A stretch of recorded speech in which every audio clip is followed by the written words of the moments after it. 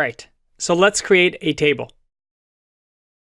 If you remember to go to our Postgres database, we simply write PSQL and then our database name, and we'll enter the database. And now we can communicate with it using SQL.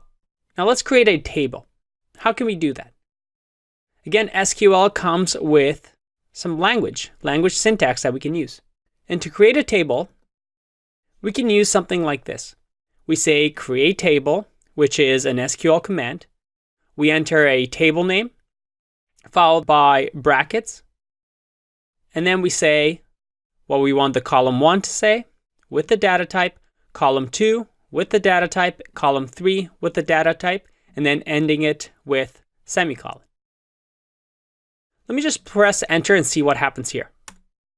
I get an error. Data type does not exist. And that is because data type is referring to what Postgres or our relational database knows. We have to say ahead of time what type of data column 1, column 2, and column 3 hold. If we go back to our Chrome browser, we see that for Postgres, we have a few data types that we can hold. String data types, numeric data types, and date and time data types. And each one of them have different things. For a numeric data type, we have integer, which is a 4-byte integer. We have big int, which allows for a bigger number. And all these different things, we have even money, which is currency value. And the reason we have to give this data type is because of the way databases work. They're optimized to make sure that as long as everything is the same in their column, they're able to work really, really fast to perform actions. In our case, let's use some of the most common ones. We can use text for the first column. So let's do that. I'm going to press the up arrow and get create table. I'm also going to name this table. Let's call it users. And column 1 will be name.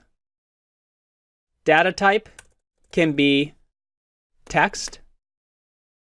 Column 2, we can say that is age. And data type for an age, well, if we look down here, we look at numeric types, we want to use something like small int, which is a 2-byte signed integer. It means that a max for a small int, if I go to small int max, we see that the max range is 32,762. Well, nobody's going to be that old, right? So we can use small int for now. Let's do that. I'm going to say age is small int. And finally, the third column will just have birthday. And birthday can be a date data type. And we can just have date.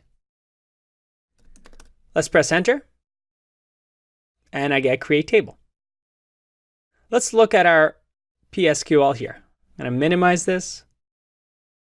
And if I click refresh here, I see that we have users. Look at that.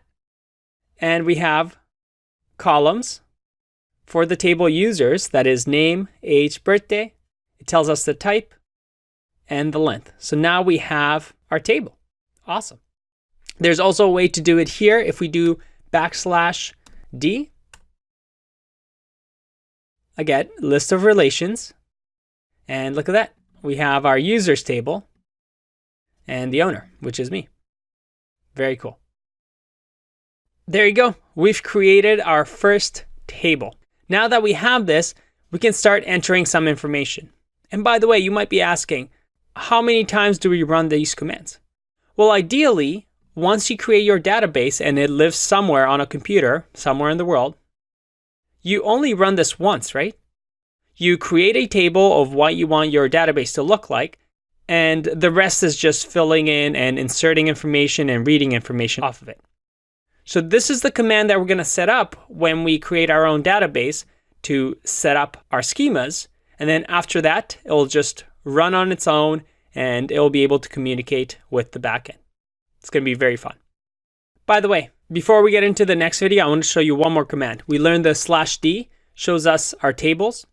If I do /q, we exit out of here and we're back to the terminal. All right, I'll see you in the next one. Bye-bye.